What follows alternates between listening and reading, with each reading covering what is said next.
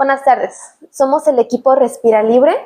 Estamos en la oficina del director Miguel Ángel Orozco Sánchez de la Clínica 178. Venimos a realizar una entrevista con el propósito de comprender más sobre sinusitis. Y sería de la materia Tecnologías de la Información y la Comunicación, impartida por la doctora Leticia Alvarado Bejar. Sofía. Nosotras somos Luciana, Yolot, Sofía y Fernanda. Somos el grupo de primero A de la Universidad La Mar, Campus Vallarta. Hola, buenas tardes. El día de hoy nos encontramos con el doctor Miguel Ángel Orozco. Nos va a ayudar a resolver preguntas frecuentes sobre la sinusitis. Aquí tenemos a Sofía, Fernanda y Luciana y Yolot. Doctor, ¿nos puede ayudar con una breve presentación? Claro, gracias. Yo soy Miguel Ángel Orozco Sánchez, soy médico especialista en medicina familiar. Actualmente trabajo como director médico en esta unidad de medicina familiar, número 178 del Instituto Mexicano del Seguro Social. Y bueno, pues estoy formado, como lo comenté, como una especialidad de medicina familiar. Es una especialidad diferente que es cuando se egresa de la carrera. Ok. Una de las preguntas que tenemos para usted es, ¿cuál es su formación académica? Muy bien, yo estudié medicina en la Universidad de Guadalajara y al término de ello inicié la especialidad en medicina familiar. Esa se estudia en el Instituto Mexicano del Seguro Social, en la Clínica 51, que está por la Normal. Ahí, después de ello, un par de diplomados en Administración y Gestión de Servicios de la Salud. Otra pregunta que nos interesa saber como grupo es ¿por qué escogió su especialidad? Esta especialidad, desde que estaba en la carrera, particularmente en el internado, en una rotación, me gustó porque el médico familiar manejaba muchas circunstancias, desde situaciones pediátricas, del adulto mayor, oftalmología, ginecología, etcétera. Entonces me pareció algo muy completo y para cuando estudié la especialidad yo ya estaba casado, ya tenía una hija y me gustó porque me daba mucho tiempo para mi familia. Sabemos que, los médicos tienen una vida muy ajetreada, muy de arriba abajo y, bueno, ¿cómo usted organizó su vida a la especialidad?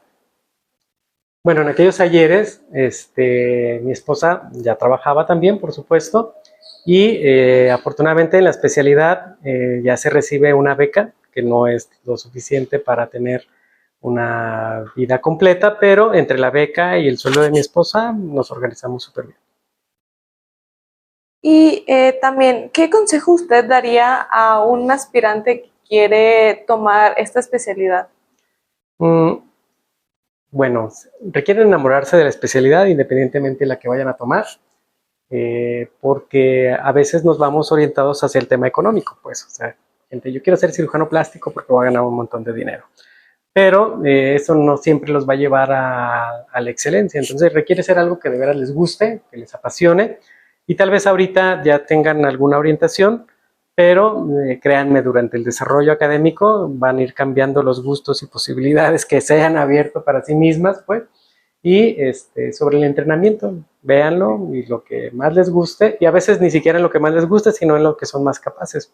Hay gente que es muy capaz con la habilidad quirúrgica que otras y a lo mejor pues se le da súper bien. Ese sería mi consejo, lo que les guste y lo que se les dé. Okay. Y por último, doctor, ¿qué es lo que más le gusta de esta especialidad? Particularmente el acercamiento a las personas, a la familia. Es la única especialidad donde podemos ver al núcleo familiar completo, o sea, ves desde la mamá, el papá que trabaja, la mamá que trabaja, o los que están en casa, a los hijos, a los abuelitos, a los bisabuelitos, y es la satisfacción completa, es la atención integral, es la atención más completa que existe, sin demeritar ninguna especialidad, pero por ejemplo el cirujano atendió el evento quirúrgico y terminó, el paciente inicia conmigo la primera atención desde que tenía el primer dolor, por ejemplo, y regresa conmigo para la continuidad del tratamiento. Entonces yo veo de manera integral y los pacientes son muy agradecidos y se identifican. El médico de familia es como el médico que llaman de cabecera y es el de la confianza de la gente. Eso me gusta mucho. Bueno, doctor, cuéntenos, ¿qué es sinusitis? Bueno, la sinusitis por definición es la inflamación de la mucosa de la nariz y de los senos paranasales. Algunos especialistas no les gusta propiamente la definición de sinusitis, sino de rinosinusitis por ello. Está derivado de esa manera y pues se caracteriza por ese tejido inflamatorio que puede generar dolor, inflamación, infección, con lo que ello conlleva. Ok, ¿y existe algún factor medioambiental que la potencie? Sí, claro. Por ejemplo, es muy común, por ejemplo, exponerse en el nado a aguas contaminadas, que se van a nadar a albercas sucias, a ríos contaminados. Gente que está expuesto de manera prolongada a inhalar algunas circunstancias, como los que trabajan en madererías, en cosas de pinturas, donde hay una irritación frecuente de la mucosa nasal. También hay otros factores. Si, por ejemplo, cuerpos extraños, exposición a los mismos, los cuerpos extraños ya más frecuentes, pues puede ser una perforación en la nariz, o desde la infancia que se metían cosas, frijolitos y cosas así. Eso puede generar una inflamación crónica. También hay otros factores, pero ya no son tan ambientales, pues, que me imagino que vamos a ver enseguidita. Sí. ¿Y cuáles son algunas manifestaciones clínicas? Principalmente escurrimiento nasal, purulento, ya con pus, y dolor facial, dolor de la cara, con la sensación de que está como obstruido o lleno el oído, se llama plétora ótica. También puede haber fiebre, si ya es un proceso que ya llegó a un tema de infeccioso, que no huelan o huelan cosas diferentes. Les llegue una percepción de un aroma putrefacto o un mal olor, o que de veras no huelan para nada. Ok, ¿y qué nos puede decir sobre la prevalencia e incidencia de la sinusitis en nuestro país? La sinusitis está considerada más una complicación de un evento como una rinitis, puede ser aguda o crónica. Y la prevalencia en el país, no hay muchos datos estadísticos, pero en los últimos, y las universidades, porque las poblaciones de estudio han sido pocas, se ha considerado que son del 5 al 15% en México. Del 5 al 15% de la población han padecido sinusitis, pero hay que tomar en cuenta que en la rinitis en México está cerca del 45 al 50%, depende de la literatura que hemos buscado. Claro, me imagino que es muy recurrente. La sinusitis no, la rinitis sí. Okay. Como de esos casos, 45 al 50% de rinitis, se nos van a hacer del 5 al 15% en sinusitis. ¿Nos puede compartir sus criterios de diagnóstico? Bueno, los criterios son unificados, es el dolor. Quiero aclarar que el diagnóstico de sinusitis es clínico. Okay. Clínico principalmente. En la exploración y con el interrogatorio tenemos que es el dolor facial, como ya se los comenté, lo que nos comenta el paciente de que no huele o que huele mal, la sensación de la obstrucción. Hay una pesantez, sienten que está muy pesada la cara, y pues pueden tener fiebre, malestar general, donde terminan tirados como un episodio de un resfriado muy fuerte. Ok, y en cuanto a complicaciones, ¿hasta dónde puede llegar? No es tan frecuente, pero una sinusitis que no ha sido bien tratada puede caer en la cronicidad o puede tener unas infecciones mayores. Hay que recordar que los senos paranasales son cavernas o huecos que tenemos en la cara. Esos senos pues generan la resonancia de la voz, es lo que me hacen que sea una voz aguda, grave, ayuda aparte de las cuerdas vocales. Y pues una de los temas serían los cambios de la voz, y una complicación sería una infección sistémica, algo ya más complicado, donde esta infección viaja a otros lugares y se nos puede complicar. No es tan frecuente como en las infecciones de los oídos, que genera una meningitis, pero podría tener ese tipo de complicaciones. Ok, ¿y cómo afecta la sinusitis la vida día a día de un paciente? Un paciente que tiene sinusitis crónica, por ejemplo, pues todos los días le dolerá la cara y tendrá cambios en la voz, solo para ejemplificarlo y sin la intención de caer en el ridículo, pues será un paciente que tendrá una voz complicada porque está constipado, porque sus huecos no están funcionando. Y el dolor y el escurrimiento, imagínate que estamos en esta entrevista y que de repente tienes un escurrimiento nasal, pues no sería tan cómodo. O que te agachas a abrochar las agujetas y que sientes la pesantez y el dolor de la cara. Entonces eso pues es parte de lo que viven la gente con sinusitis crónica. Claro, muchas gracias. No, para servirte. Bueno, continuando, nos gustaría saber cuál ha sido el caso de sinusitis más grave que ha tratado. En lo particular, realmente no he tenido casos complicados. Cuando estuve en la rotación de la especialidad, que pasé por el servicio de otorrino, pues era un paciente que tenía muchos temas personales de trabajo, porque todo el tiempo sentía él que olía muy mal, pues, pero era la percepción y la alteración de la percepción de su olfato. Y ese paciente sí requirió un tratamiento laparoscópico de drenaje. La mayoría mejoran con antibióticos, les va muy bien, pero ese paciente sí terminó en un tipo de drenaje. Wow. También nos interesa mucho saber porque en nuestro país, bueno, la verdad yo creo que en más, pero particularmente aquí hay muchos mitos sobre algunas patologías y nuestra pregunta sería, ¿cuáles son los mitos más frecuentes relacionados a la sinusitis como tal? Bueno, hay medicinas alternativas, no todas son malas. De repente estamos comprados los médicos con lo que todo lo alternativo es incorrecto. Pero en el caso de la sinusitis, los tratamientos no pueden ser los más correctos porque lo que les hacen son lavados con sustancias incorrectas. Por ejemplo, les hacen lavados con agua oxigenada. Eso quema, irrita, genera daño en el tejido.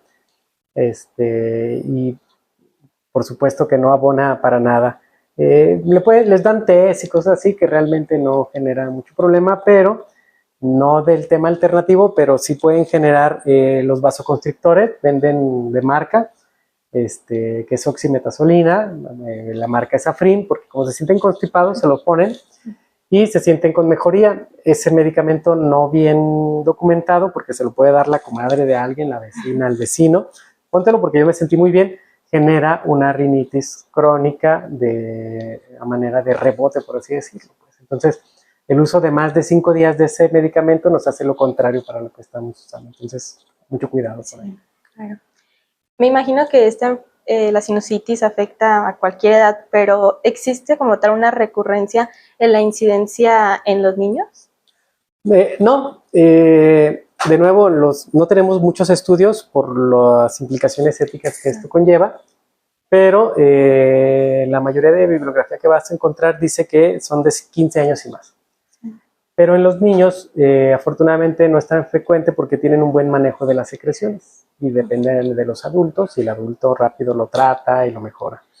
De nuevo, como la sinusitis se considera una complicación por la rinitis, entonces en el niño sería raro, a excepción de aquellos niños que viven con una condición de atopia, de una alergia, que ya tengan una rinitis, asma, otras circunstancias, que les den mal manejo de secreciones, pero no es distinto a la frecuencia y estadística del adulto.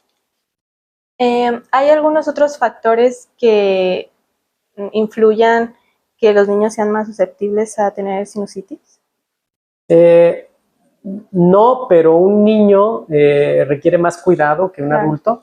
Si un niño escolar menor de 5 años presentara sinusitis y presenta fiebre, hay algo que todavía no se desarrolla bien que se llama barrera hematoencefálica, donde la regulación de la temperatura no es la misma y la fiebre puede llegar rápido al cerebro, genera convulsiones y complicaciones. Entonces, no que lo afecte más que el adulto, pero que sí se requiere tener más cuidado con los niños. Muy bien. Otra cosa que nos interesa muchísimo saber, ¿cuáles son las diferencias entre la sinusitis aguda y la crónica? Bueno, hay sinusitis aguda, subaguda y crónica, y el tiempo es lo que marca la diferencia, pero si lo queremos diferenciar de esa manera, si tiene menos de 4 semanas de evolución, es una aguda, si tiene de 4 a 12 es una subaguda y más de 12 es una crónica. Muy bien. Hay factores, bueno, creo que ya nos respondió y yo creo que de mi parte la última pregunta sería, ¿cuáles son los tratamientos de acuerdo al diagnóstico, si es aguda o crónica? ¿Hay alguna diferencia entre ellos? No, el tratamiento es igual, el tiempo de instalación es lo que hace el cambio. Como estamos pensando que la sinusitis fue una complicación, donde, recuerdan que platicamos que era una rinorrea, un escurrimiento nasal con pus purulento, pues ya pensamos que hubo una colonización bacteriana. Entonces, inicialmente les damos antibiótico, existe la amoxicilina, clindamicina, ya existen quinolonas, macrólidos, otras cosas, pero de primera intención amoxicilina sola, viene en las guías de práctica clínica y depende de lo que leamos y de las fuentes, va a ser las modificaciones. Mejoran muchísimo todos con el antibiótico, más del 56% mejoran rápidamente en 10 días, pero por supuesto, si me está doliendo la cara, pues le voy a dar algo para el dolor. Paracetamol, ibuprofeno, es una buena opción. Y de los antihistamínicos no hay mucha diferencia entre lo que pueda yo aportar, porque ya está lleno de moco. El antihistamínico es dejar de producir moco, pero la sinusitis ya están llenos los mocos, los senos paranasales, perdón, o el frontal, lleno de moco, entonces no sirve tanto. Podríamos utilizarlo de manera preventiva, pero antibiótico, medicamento para el dolor. En el peor de los casos, y en el peor de los casos, lo que ya les platiqué, hay un drenaje que ni siquiera se considera tan invasivo, porque por la nariz se introduce un endoscopio y por ahí se hace una aspiración. Hay unas técnicas nuevas que es con un balón, donde introducimos igual, con un endoscopio, un baloncito, hacemos una dilatación para que el moco se alcance a salir. Continuando con las preguntas respecto al tratamiento médico, quería preguntarle si el tratamiento en cuanto a medicinas que toma el paciente que tiene sinusitis o rinosinusitis puede tener efectos colaterales a la salud. Todo medicamento o toda sustancia externa al organismo tiene un efecto per se. Entonces, de repente, cuando tú escuchas quimioterapia, piensas en niños con cáncer. Pero todo aquel derivado de una sustancia química o una molécula que se obtuvo de manera laboratorial se considera una quimioterapia. Entonces, tan solo el paracetamol, que es tan criticado y memeado de muchas circunstancias, tiene efectos adversos. Su mecanismo de absorción y de eliminación pasa por varios lugares, afectando el citocromo P450, una afectación en el hígado.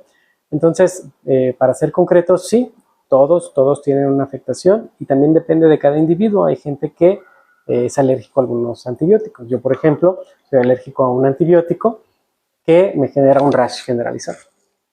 Una exposición frecuente a ese a lo mejor terminaría en una reacción diferente de mi cuerpo más agresiva. Entonces, nada más ser muy cuidadosos en la elección del medicamento y antes de elegir un medicamento siempre preguntarle al paciente, ¿usted es alérgico a algún medicamento? Sí. Muy bien. Y hace un momento nos mencionó que es muy común que a los niños, sobre todo, se les recete algún tratamiento, pero sin medicar, ¿no? O sea, que la mamá lo recetó, una vecina, la mamá de quién. ¿Cuáles pueden ser las alteraciones en la salud o las consecuencias que puede sufrir una persona cuando se automedica? Ok. Ahí vienen pues dos vertientes. En el niño, en todos los pacientes, en general, las dosis están sujetas a una medición de acuerdo a su peso corporal. Entonces, no es lo mismo que me den un medicamento para dolor a mí, que peso de 60 a 70 kilos, a una persona que pesa 160 kilos. La dosis de la exposición no va a ser lo mismo si yo me tomo media pastilla o una pastilla a la otra persona que se tome una pastilla, pues requerirá una dosis mayor. Es igual con los pediátricos. Todos los niños, nosotros calculamos las dosis de acuerdo a su peso y de acuerdo a la dosis establecida para el medicamento. Todos los medicamentos tienen una dosis específica, se llama dosis ponderal, o de acuerdo al peso. Entonces, regresando a tu pregunta, si Chuyita de la esquina le dijo a Juanita del medio de la cuadra, dale una pastilla de ibuprofeno de un trancazo a este niño de 2 años porque trae mucha fiebre y es lo único que se lo va a bajar, le estamos dando una dosis excedida de lo que se requeriría. Entonces podemos hacerle más daño con lo que intentamos ayudarle que la propia enfermedad. Eso es con los niños. Los niños de veras requerimos ser muy cuidadosos con las dosis, pero realmente cuidadosos, porque si yo le di esa dosis, a lo mejor en 6 horas se la repito y excedo por mucho la dosis máxima terapéutica. Entonces lo voy a lastimar mucho. Y en el resto de los pacientes igual, te voy a poner el ejemplo de los pacientes que en el tiempo de COVID. En tiempo de COVID recetaron casi las cosas más absurdas porque no sabíamos para lo que servía. Pero entonces todos los tratamientos son individualizados, depende del paciente, ya te platiqué. Si tú eres alérgica a la amoxicilina, pues te voy a dar una sustitución. Pero el tema de la automedicación es de que yo fui a un médico y a mí el médico me dio ciprofloxacina, me dio 2 medicamentos. Entonces mejoré de mi rinosinusitis en su momento. Alguien me dice, oye, creo que tengo lo mismo. Ah, pues toma esto. Pero a lo mejor la dosis es incorrecta. A lo mejor esa persona vive con una condición de insuficiencia renal y yo le estoy dando un medicamento, quinolona, que le va a dañar más el riñón. Entonces los riesgos de la automedicación o de la medicación de terceros no especializados, pues es eso, que no estamos viendo el contexto del paciente y que podemos hacerle más daño. Claro. Supongamos que yo tengo rinosinusitis, ¿no? ¿Cuáles son las medidas higiénicas que yo tengo que llevar para no empeorar mi situación o para mejorarla? Pues no exponerte a los factores ambientales que comentamos que ya lo hacen. Si yo ya vivo con rinosinusitis crónica, por ejemplo, pues no me voy a ir al charco de agua puerca a echar unos clavados, ¿no? O voy a ser muy cuidadoso si uso unas albercas. No voy a ir en tiempos de Semana Santa donde terminan como agua con chocolate. Buscaré los cuidados y hay medidas generales para todos los pacientes que últimamente han sido aceptadas que tienen que ver con los lavados nasales. Hay lavados nasales específicos de agua con sal. Las guías de práctica clínica jamás te van a decir una marca. Es agua con sal, es una solución hipertónica, pero con una solución al 1%, que se hacen unos lavados para asegurarte de que no se estanque el moco.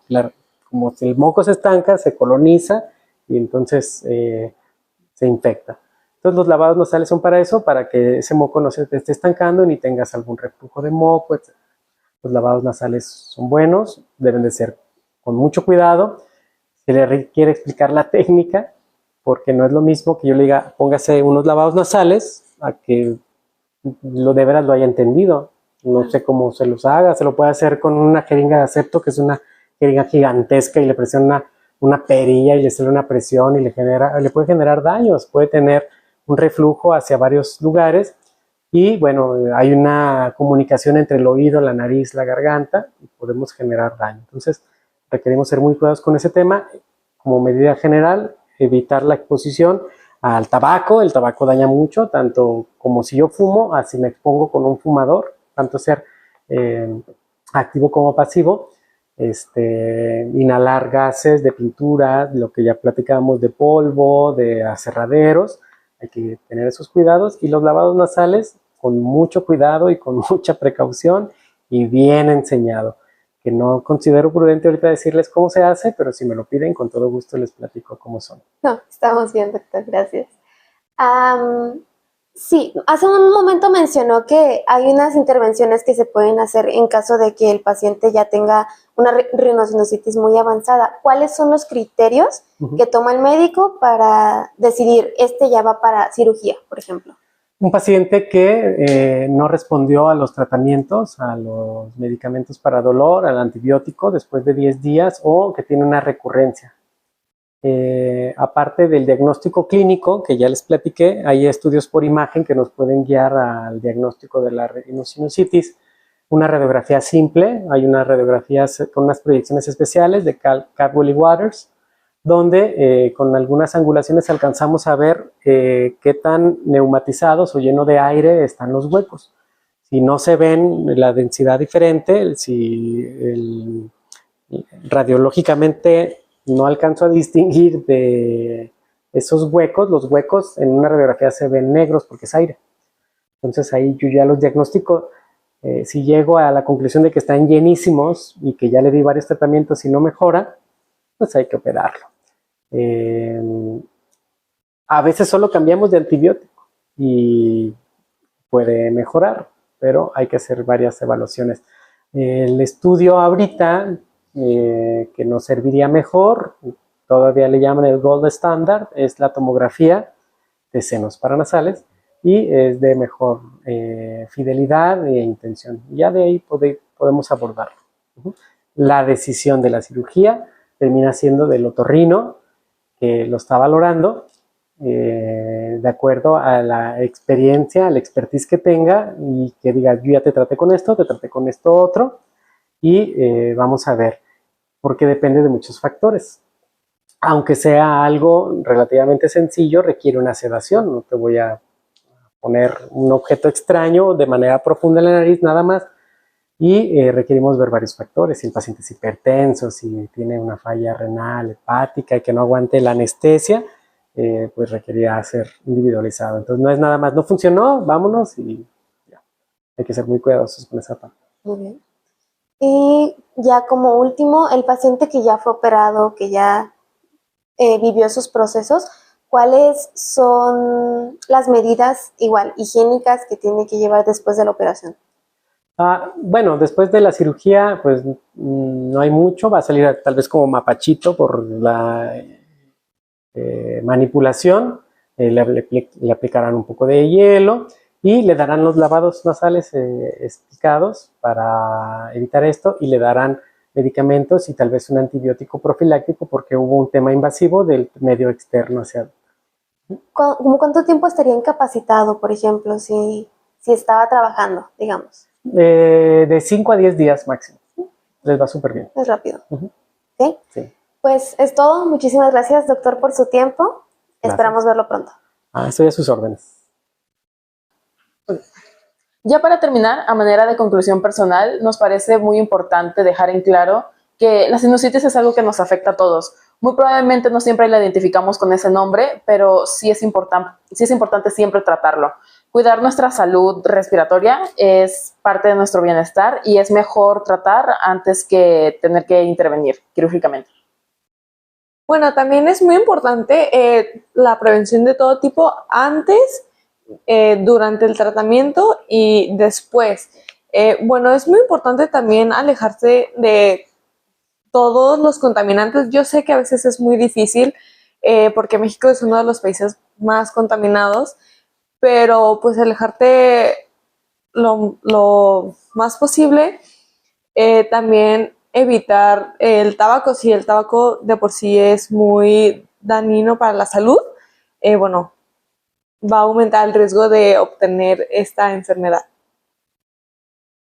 Y bueno, como mencionó nuestra compañera Yolot, es muy importante tanto las medidas antes de la enfermedad como durante, y si fuiste, pues, tuviste intervención quirúrgica, en este caso, hay que tener también muchísimo cuidado con las medidas postoperatorias, que como ya mencionaba el doctor, es muy importante que estar en reposo, ya que puedes estar pues de 5 a 10 días hasta que ya te sientas mucho mejor. Así que es importante priorizar nuestra salud y cuidarnos pues de todo lo malo.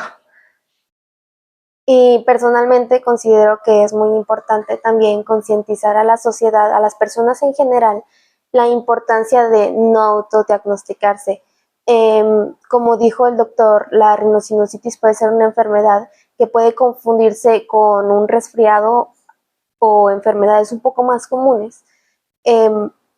Y podría ser fácil considerar que, ay, bueno, tomamos esto, tomamos aquello, pero no es lo sano y puede terminar perjudicando gravemente a la salud, ya sea de la persona si se ha automedicado o si alguien medicó a otra persona sin ser un profesional de la salud. Entonces considero personalmente que hay que entender que aunque algo se vea sencillo, simple o algo común, de todos modos hay que acudir a nuestro médico de cabecera. Ya para terminar, a manera de conclusión grupal, nos gustaría dejar en claro que es muy importante atenderse, tal vez no inmediatamente, pero si notas un patrón, pues sí ya va a ser necesaria una opinión profesional. Bueno, también tenemos las medidas de prevención, que es muy importante durante el tratamiento, después y antes. Bueno, si de por sí es malo todos los contaminantes, bueno, con esta enfermedad se puede agraviar más todo este proceso y que sea más lento. Y a medida de recordatorio, también es muy importante que tengamos en cuenta que no solo hay que cuidarnos durante la enfermedad, sino antes para prevenirla, como mencionó mi compañera Yolot, y después en caso de haber tenido algún tratamiento, ya sea, no sé, cualquier tratamiento o alguna intervención quirúrgica. Es importante llevar unas buenas medidas sanitarias para prevenir.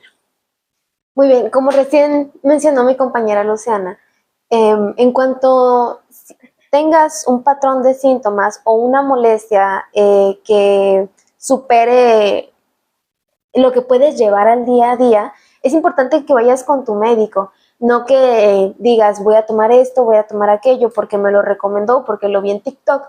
Eso puede ser muy dañino para tu salud. Es muy importante que sí o sí acudas a tu médico para evitar afecciones más graves a tu salud.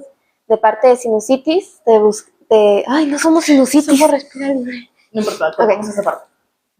De parte del equipo de Respira Libre, te deseamos que te cuides, que te protejas, que prevengas dentro de lo que son tus posibilidades, acciones y ambientes que te puedan afectar a la salud.